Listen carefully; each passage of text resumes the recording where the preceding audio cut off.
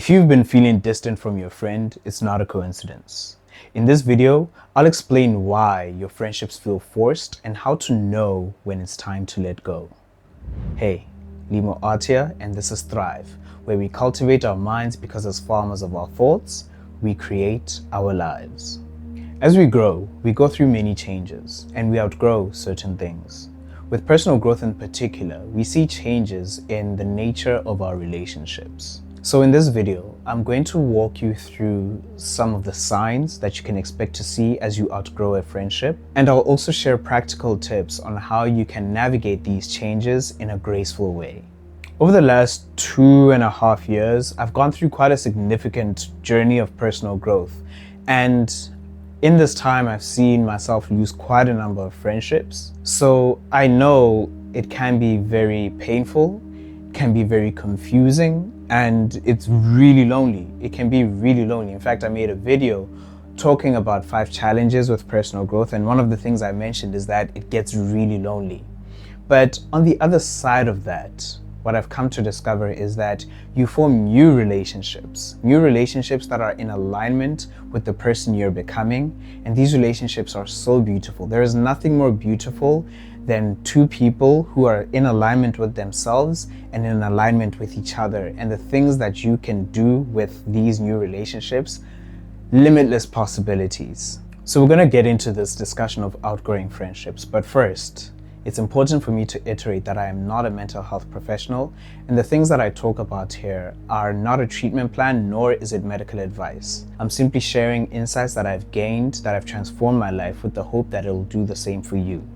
Now let's get straight into it and talk about 3 signs that perhaps you've outgrown a friendship. And the first sign is that you feel drained by this friendship. So when a friendship starts to take an emotional toll on you, when after you've spent time with a friend, you come back and you feel drained, you feel demotivated, this could be a sign that you've outgrown the friendship. This could be a sign that there is now misalignment between your energy and your friend's energy. And this could be because you have new interests that you no longer share with the friend, or you have certain things that you're pursuing that you no longer share, that you cannot share with the friend. So you find yourself in a situation where you and this friend spend time together, but when you come back from having spent time with this friend, your energy has gone down. And what's normally happening is that you have certain things that you're interested, say, in talking about, as an example, but your friend doesn't want to talk about these things. Let's say you're into politics, but your friend doesn't really want to talk about politics. So you find that whenever you spend time with this friend, you perhaps are entertaining them and their interests all the time. And sometimes these are interests that maybe you had as well, but now you no longer have these interests. You no longer want to have, say, these conversations. Let's say you guys would always gossip. You no longer want to continue gossiping the way you used to. Or there are certain habits that you guys used to engage in that you're no longer interested in continuing. And so as this misalignment happens, what you start to find is that you spending time with this friend is no longer fulfilling, but now feels like an obligation. It feels like you're forcing yourself to spend time with this friend. It no longer feels natural. And even while you're with the friend, you're constantly thinking about how you cannot wait to get home. You cannot wait to be in your own space. And when you know you're about to spend time with this friend, you feel it inside of you that, something's off, man. There's just something that's not right here, and you can already sense within you that there is something in you that doesn't want to spend time with this friend. And this is normally because sign number 2, they do not support your new goals and your new interests. So here's something I want to tell you. When somebody loves you, they not only love you for who you are, but they also love you for who you can become. So anybody who doesn't support your growth does not really love you. Anybody who supports you staying where you are is benefiting from you being the way that you are, and so won't want you to change. And so anybody who doesn't support you growing into a better version of yourself definitely doesn't love you. They love what you are to them at this present moment, but if you changing into a better version of yourself is a threat to them, then they don't love you. Because part of loving you includes loving what you become. It includes loving who you become. So when you have a friend who doesn't support your new interests, or you have a friend who doesn't support your goals, this is an indication that perhaps you and this friend are now losing alignment and you're now outgrowing the friendship. Whenever you express excitement about something and they either criticize you or they judge you, they put you down, this is a sign that you are outgrowing a friendship. And you need to understand something. People do this, they put you down, normally because of insecurities within themselves. Normally because of concerns that they have about themselves. Because your growth is a mirror to them that they are stagnant. And people aren't comfortable with this. But not only that, people aren't comfortable with change. And so you changing means the nature of your relationship is going to change. And if they're not willing to do that, then the relationship is not worth it. Anything that gets in between you and becoming your best self is not worth it. So if you express your goals or your interests and you have a friend who, for example, will tell you it's not going to work, or it's boring, or they just change the topic, they don't express interest in what you're interested in. And it's not to say that people should be interested in everything you're interested in, but when you love someone, you may not even understand or be interested in what they're interested in, but their interest in the thing is enough to stir you to have some form of interest because you're interested in the person. So even if you're not interested in what they're interested in, you're interested in seeing them passionate about something.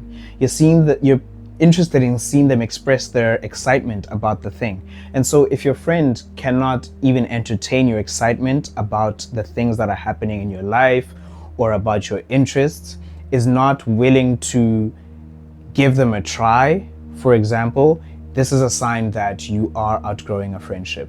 Because there is tension within yourself already. When you grow, there's tension within yourself because even you yourself, the old you wants to keep things the same. Remember, your brain always wants to keep things the same.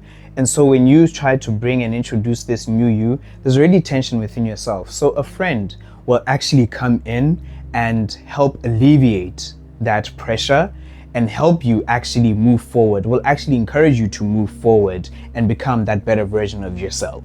Whenever you have interests and desires that you want to pursue, it is a friend who will be there to encourage you to actually pursue those interests and desires. Now, this leads us to the third sign that perhaps you're outgrowing a friendship, is when you don't even feel comfortable sharing the important things that happen in your life.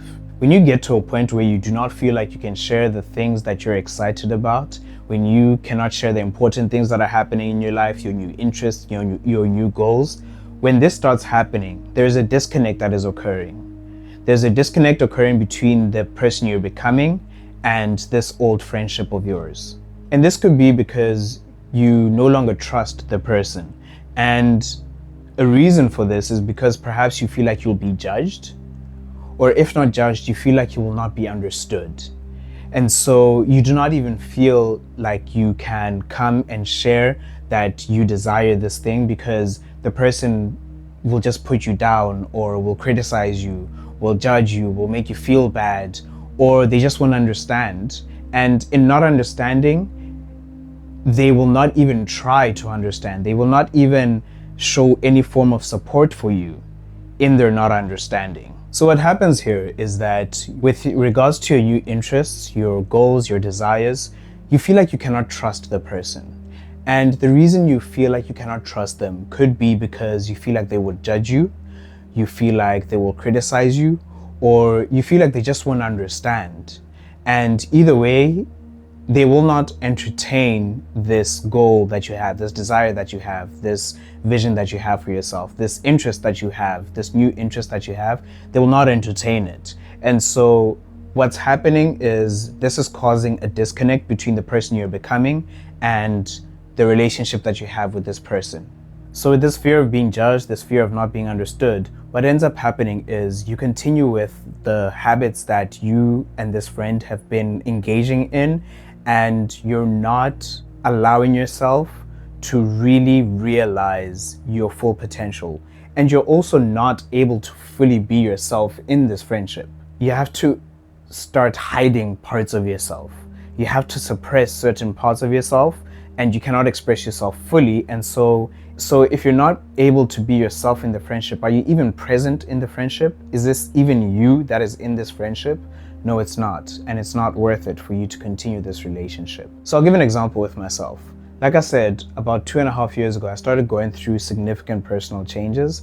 And this included me no longer drinking, no longer smoking, no longer partying as much. So the friendships that had groove as a foundation, they died away.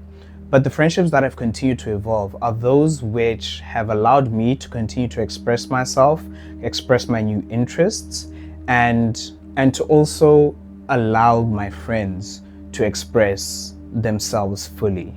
So as I've become more action-oriented and more solution-oriented, I've seen my friends as well, those who have remained, have also become very action-oriented, very solution-based, where if there's a challenge and there's something that we want on the other side of that challenge, we will figure out how are we going to cross this challenge.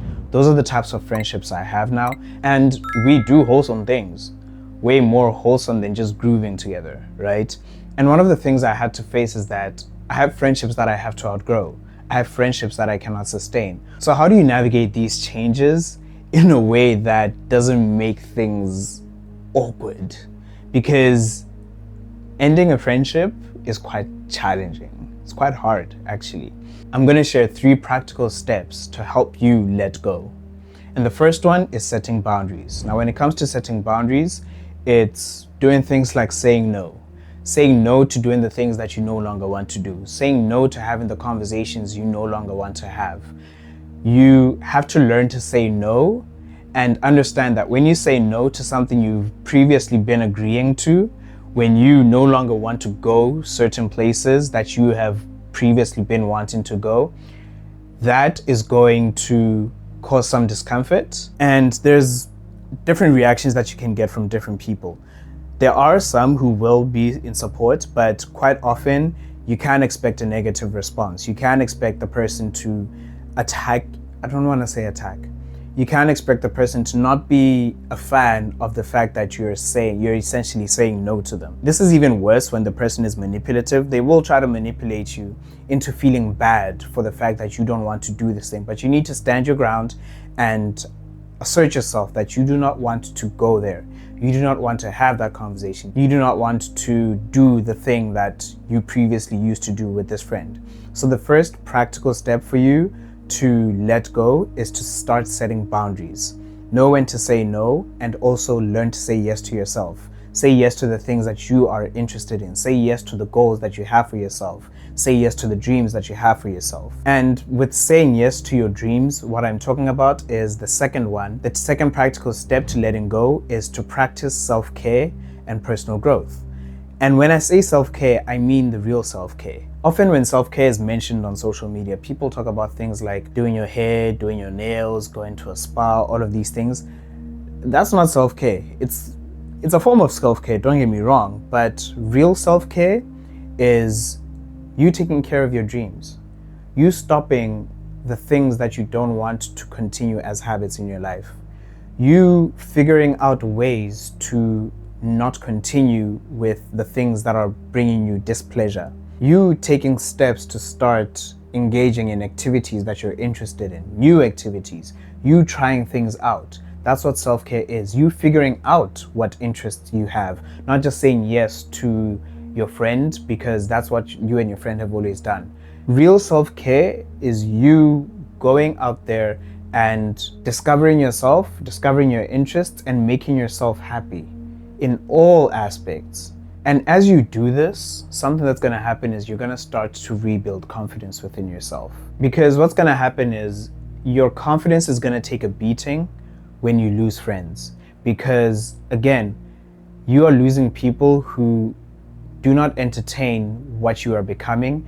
And so this can actually hurt your confidence a bit. It can hurt your confidence, but as you practice self-care, you will start to regain that confidence. And another thing that will help you start to regain self-confidence is step 3, which is create room for new relationships. As you lose friends, it's going to get lonely. And in that lonely period, it's very important for you to create room for new relationships to start. Think about it this way. Let's say I have something in my hand that will be of incredible value to you. Let's say it's a brick of gold, but you in your hand are holding a log that's on fire.